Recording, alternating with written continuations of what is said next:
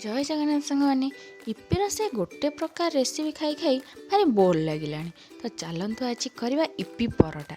तो इपि परोटा मु नॉर्मली जमती इपि को परिवा पकईकी करदेली तापर अटा को चकटिकी तार गुला काटिकी मंडा पिठा भाया गोल गोल करके तादरे इपिर पुर पुरई देकी ताको बेली देली आराम से बेलिकी तावारे तेल देकी परोटा भाया सेकीदेली।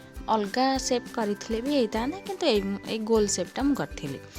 तापरे ताकू तरकारी रे हो किंबा चिली सॉस टमाटो सॉस रे हो टेस्ट बहुत भल थिला।